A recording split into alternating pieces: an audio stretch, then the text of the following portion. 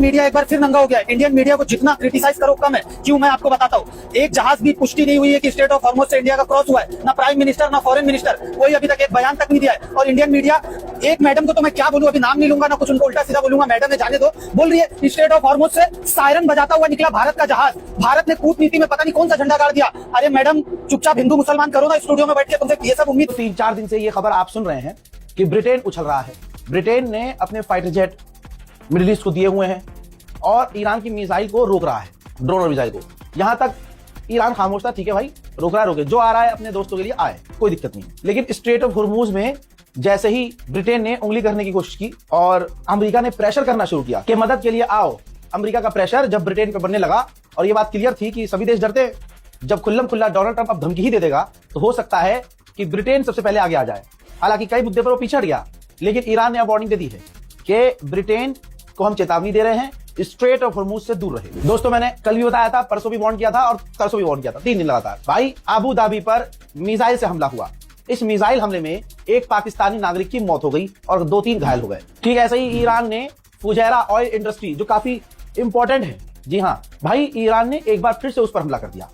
तो आप समझ सकते हैं कि मामला ठंडा नहीं हो रहा है बल्कि बढ़ रहा है। दोस्तों, हॉकाई E-2D रडार एयरक्राफ्ट, ये देखिए, ये जासूसी जहाज होता है। इसकी खासियत यह है कि इस जहाज के ऊपर ही रडार लगा होता है। जी हाँ, तो मिडिल ईस्ट में हालत अमेरिका की इतनी खराब हो गई है और defence system, early warning system है ही नहीं, उसके बाद सब डैमेज है, तो अब उसे 3 से 4 अपने ये जहाज भेजने पड़े हैं एज अ चलता फिरता रडार। क्योंकि ईरान की मिसाइल जब निकलती है, आती है, तो अब इनके अर्ली वार्निंग सिस्टम काम नहीं कर रहे हैं। जो ईरान के खिलाफ अपने साथियों की मदद के लिए आ रहा है, सबको 3 से 4 दिन बाद परेशानी हो रही है। देखिए, हमारे देश में भी राफेल फाइटर जेट है, उसके अंदर खास मिसाइल लगती है मीका नाम की, फ्रांस ही बनाता है। अब फ्रांस अरब देशों में अपने राफेल तैनात किया हुआ है और जब ईरान की मिसाइल या ड्रोन आते हैं तो फाइटर जेट से मीका मिसाइल दागता है और ईरान के ड्रोन और मिसाइलों को रोकता है। समझ में आ गया? अब दोस्तों, फ्रांस को इस मिसाइल की कमी हो गई है, यानी इतने इस्तेमाल कर लिए हैं फ्रांस ने, इतने इस्तेमाल कर लिए हैं कि मीका मिसाइल फ्रांस की कम हो गई है। उधर पर्शियन गल्फ के अंदर और स्ट्रेट ऑफ हुर्मुज में टैंकरों के ऊपर कई बार धमाकों की आवाज आई है। हजरात, मोदी सरकार झूठ बोल रही है, मोदी के गुलाम यहाँ झूठ बोल रहे हैं कि भैया भारत के झंडे लगे होंगे जिस टैंकर पे, उनको निकलने दिया जाएगा। ऐसा नहीं है। आत्मनिर्भर फर्जी भारत पर, ये फर्जी भारत बनाया इन्होंने, आत्मनिर्भर वाला, फर्जी आत्मनिर्भर।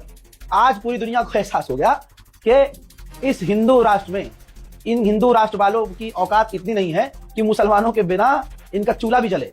आज ये साबित हो गया है, जो हिंदू राष्ट्र चिढ़ाते हैं मुंह से बड़ा बड़ा खोल के मुंह, इन तमाम हिंदू राष्ट्र बोलने वालों की औकात आज ये नहीं है कि मुस्लिम देशों के बिना इनके घर में एक टाइम चूल्हा भी जले। बात हिंदू राष्ट्र और आत्मनिर्भर की करते हैं। दोस्तों, यकीन जानिए, ईरान के एम्बेसडर से 10 बार मुलाकात है और ईरान के सुप्रीम लीडर के जो स्पोक पर्सन है यहाँ, ठीक है, उनके एडवाइजर हैं यहाँ, भाई, उन्होंने मीडिया के सामने 10 मरतबा कह दिया और गवर्नमेंट का नाम नहीं लिया है। उन्होंने कहा है कि भारत के लोगों ने मोहब्बत दिखाई, इस वजह से हमने उनसे, अपनी गवर्नमेंट से रिक्वेस्ट की कि टैंकर 1-2 आने दिया जाए, क्योंकि भारत के लोगों ने खामनाई की शहादत में पूरी तरह से ईरान का दर्द समझा।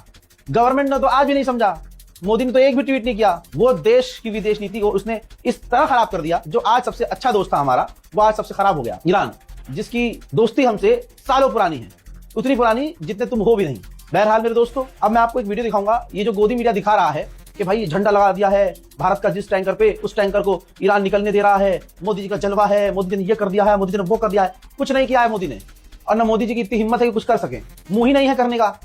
भाई, जिस देश का सुप्रीम लीडर मरा हो, तुम्हारे मुंह से कंडोलेंस के लिए एक लाइन नहीं निकली, वो देश चूरन है क्या? दिख नहीं रहा उसे? समझा नहीं? वो भारत के जो लोग हैं उनका शुक्रिया अदा किया ईरान ने, मोदी सरकार का नहीं।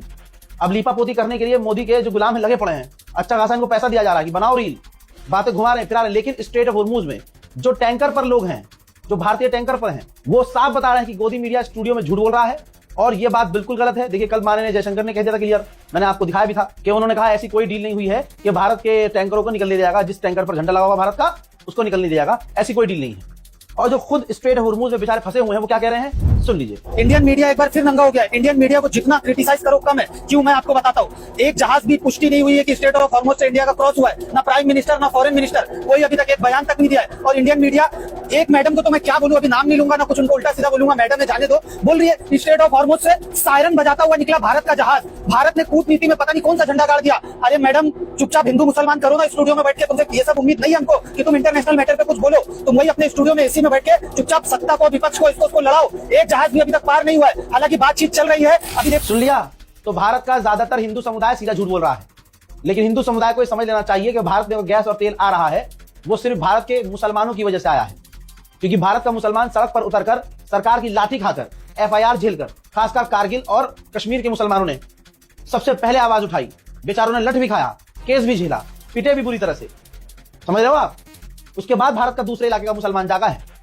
कश्मीर का मुसलमान, कारगिल का मुसलमान सबसे आगे रहा खामनाई की शहादत में, पूरी तरह से, पूरे जोश और खरोश के साथ। मोदी सरकार तो अब तक नहीं बोली। तो जब ये सब चीजें देखी ईरान के एनवॉय ने यहां पर, तो उन्होंने आगे ईरान से गुजारिश की कि यहां बहुत सारे मुसलमान हैं जो आपके लिए, हमारे लिए, खामनाई के लिए खड़े हुए, और उन्हें दुख है, इन्होंने खराज अकीदत पेश की, पूरी तरह से ये ईरान के साथ हैं। तब जाकर भारत आया है गैस और तेल। अब जो बड़ा उछलते हैं हिंदू राष्ट्र के लिए, जितने भी हिंदू राष्ट्र वाले हैं, मां का दूध पिया है तो सिलेंडर और गैस लेना बंद करो, पेट्रोल डीजल लेना बंद कर दो।